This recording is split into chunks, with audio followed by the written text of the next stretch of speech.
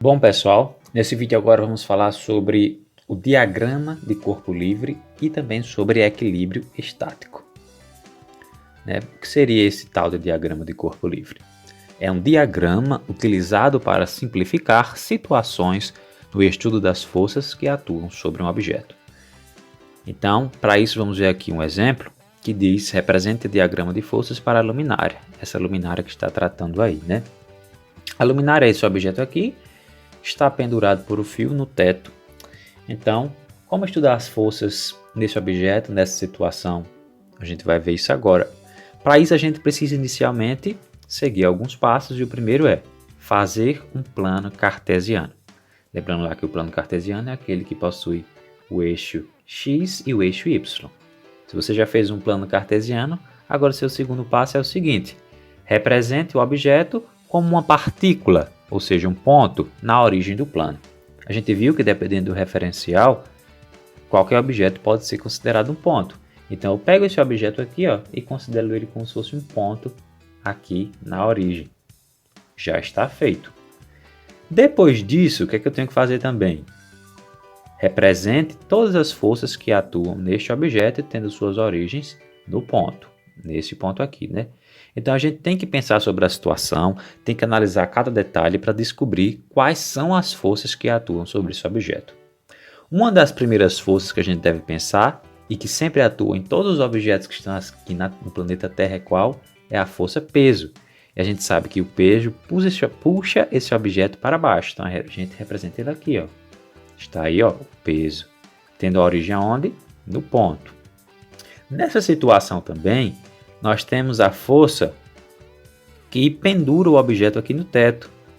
A gente costuma dar o nome dessa força de tração, representar aqui pela letra T. Nesse caso aqui específico, nós não temos mais nenhuma força, porque nós estamos tratando aí somente das forças mecânicas, das forças que envolvem o movimento. Então está aí feito o nosso diagrama de corpo livre. Isso é um diagrama de corpo livre. São as forças representadas nesse objeto, considerando ele como um ponto, colocando também aí o eixo do plano cartesiano. Bom, agora que a gente já fez o diagrama do corpo livre, a gente pode analisar a situação, né? De que maneira? A gente pode escrever uma expressão matemática para cada eixo. Então nós temos aqui o eixo Y com as duas forças representadas e nós temos o eixo X. Nesse caso específico dessa situação, o eixo X não tem nenhuma força, então não precisa escrever uma expressão para ele. Vamos escrever então para o eixo Y. Se a gente analisar bem, nós temos uma força que aponta para cima e uma força que aponta para baixo. Como esse objeto está parado, em repouso, significa que essa força equilibra com essa daqui. E para que isso haja, é necessário obrigatoriamente que o valor de T seja igual ao valor de P. Isso significa o quê? Essa expressão representa o equilíbrio das forças. Certo? Vamos a um segundo exemplo. Nós vamos ver aqui agora uma situação que diz: represente o diagrama de forças para a caixa que está sendo empurrada, que é essa situação aqui.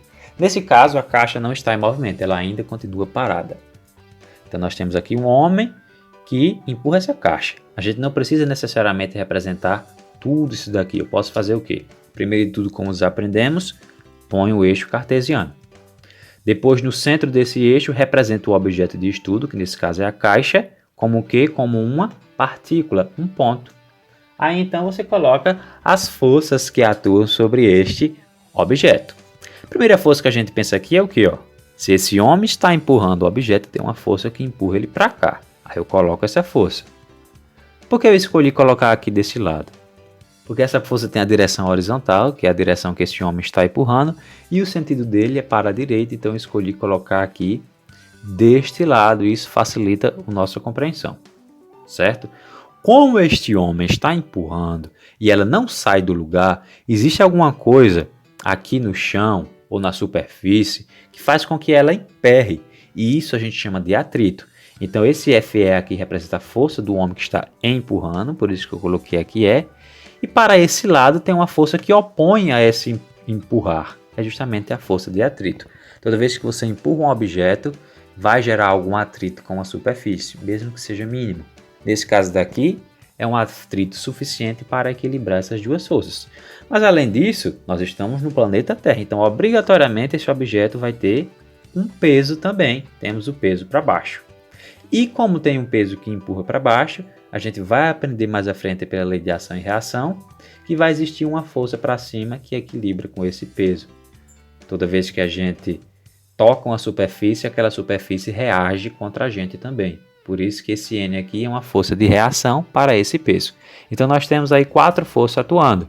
A força do homem que empurra, a força de atrito, que é contra a sua força que está empurrando, que é justamente ela que faz com que o objeto ainda esteja parado, o peso do objeto que puxa ele para baixo e essa força de reação do solo que a gente chamou aqui de N, que é chamada de força normal, que a gente vai estudar mais detalhadamente lá para frente, certo? Se a gente já montou o diagrama, porque aqui ele está já montadinho, agora a gente pode fazer o quê? Montar as expressões matemáticas, uma para o eixo x e outra para o eixo y. Nesse caso aqui nós temos forças no eixo x, então vamos montar, né? Se o objeto está parado, então quer dizer que ele está em equilíbrio estático. Se ele está em equilíbrio estático, quer dizer que as forças têm que serem equilibradas, elas têm que se igualar. Então a força que está de um lado deve ser igual à força que está do outro. Então para o eixo x, a força de atrito é igual à força do homem que empurra. E para o eixo y a mesma coisa. Se o equilíbrio é estático e ele está parado, o que acontece então? Esta força N tem que ser igual a outra força aí, que é o peso. Ou vice-versa, peso igual a N, né? Então, quando o corpo está parado, ele está em equilíbrio. Se ele está em equilíbrio, as duas forças se anulam. As duas forças devem ser iguais, certo? Como os dois eixos das forças se igualam, o objeto está em equilíbrio estático, ou seja, a caixa está parada. Vamos então ao terceiro exemplo. Nesse terceiro exemplo aqui, ó, nós vamos representar o diagrama de forças para o carro que está sendo empurrado por 3 pessoas. A situação é essa daí, ó, o carro sendo empurrado por 3 pessoas. Então o objeto de estudo agora é o carro. Vamos fazer primeiro o diagrama, né? Primeiro coloca aí os eixos cartesianos, x e y. O carro, que é o objeto de estudo, representa como uma partícula aqui no centro. E começa aí a colocar as forças que atuam nesse carro. Se o carro está indo para frente, vai existir uma força de oposição, né? Sempre que um objeto está se movendo, alguma coisa se opõe a ele em determinadas situações. Nesse caso aqui, como ele está na pista, é o atrito da pista. Então, o atrito é representado aqui, ó, ao contrário do movimento do carro. O carro se move para cá e o atrito para cá. Está aí. Por outro lado, cada um desses homens exerce uma força sobre esse carro. Então nós temos 3 forças aí, né? Vou chamar de F1, desse homem aqui, por exemplo, F2 de um dos outros e F3. Por que eu coloquei um na frente do outro?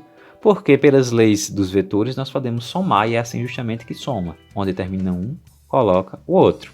A gente observa aí que um lado já não equilibra muito bem com o outro, né? Além disso, o carro está na terra, ele possui um peso. Se ele possui um peso, tem uma força para baixo. Além disso, se ele está sobre a superfície reage a esse peso, como já foi dito antes, com a força normal, que é esse Fn aí. Aí nós temos aí uma situação diferenciada dos dois exemplos anteriores. Por quê? N e P aqui se equilibram, né? O carro não se move para cima nem para baixo, porém ele se move para frente. E se diga que essas 3 forças juntas são maiores do que a força de atrito. Então ele se move porque as forças das pessoas que empurram venceram o atrito.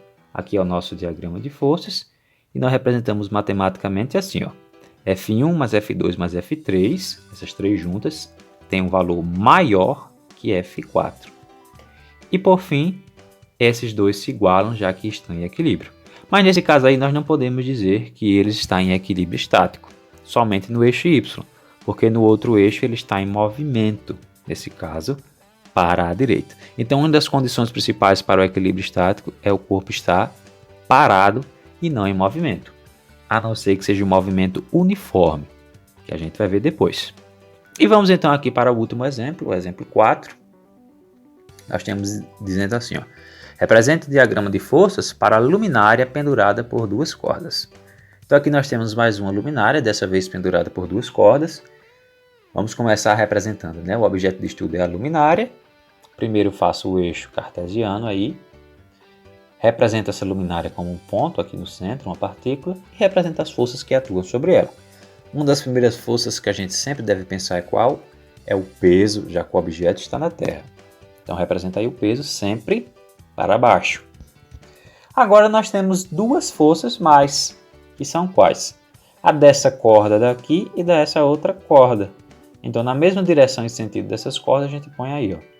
Chamei uma de T, que é uma força de tração, e chamei outra de L só para diferenciar de T, mas também é uma força de tração, certo?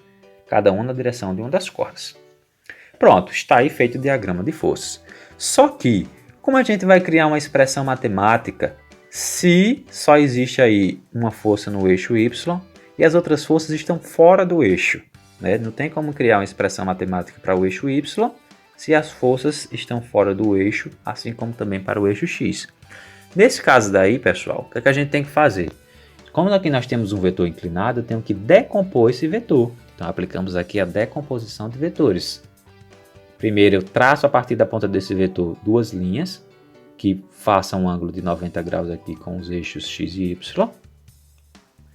E representa aqui, ó, no eixo Y a componente desse vetor. Eu chamei ela de TY, né, porque é a componente de TY. E representa também aqui a componente no eixo X, né? Observa aí que ela toca justamente onde essa linha aqui projetada chegou no eixo, né? Do mesmo jeito eu faço para esse outro. Apesar de ficar em cima desse daqui, como a gente vai ver agora, é necessário fazer também. Então vou ter uma componente aqui nesse eixo, que eu chamo ela de LY, e vou ter uma componente nesse eixo de baixo, que eu vou chamar ela aqui de LX. Então agora sim nós podemos fazer uma expressão matemática. Como é que vai ficar então para o eixo X? No eixo X eu tenho essas duas forças. A gente observa que nessa situação, obviamente o objeto está parado, está pendurado, então ele está em equilíbrio. Se ele está em equilíbrio, obrigatoriamente o que está de um lado tem que ser igual ao que está do outro. Então para o eixo X, Tx é igual a Lx ou Lx é igual a Tx, tudo bem, não importa. E no caso do eixo Y? No eixo Y nós temos aqui, ó, duas forças que apontam para cima e uma que aponta para baixo. Se o objeto está parado, se ele está em equilíbrio, então quer dizer que essas duas forças devem ser igual ao que está embaixo. É como uma balança, né? O que está de um lado tem que equilibrar com o que está do outro. Então como é que a gente representa aí então? P é igual a Ty mais Ly, ou Ty mais Ly é igual a P, tanto faz. Então nós temos que, nesse caso, há equilíbrio nos dois eixos, isso também porque o objeto está parado. Então as condições para o equilíbrio são as seguintes, ó. Sempre que um objeto estiver em repouso, ele está em equilíbrio estático. Estático significa parado. Ele está em equilíbrio tanto num dos seus eixos, o eixo Y, quanto no eixo X. Todas as forças se equilibram, como numa balança. O que está de um lado é igual ao que está do outro. Mas também, em algumas situações, se o objeto estiver em movimento uniforme, ou seja, se a velocidade for constante, ele também pode estar em equilíbrio estático, certo?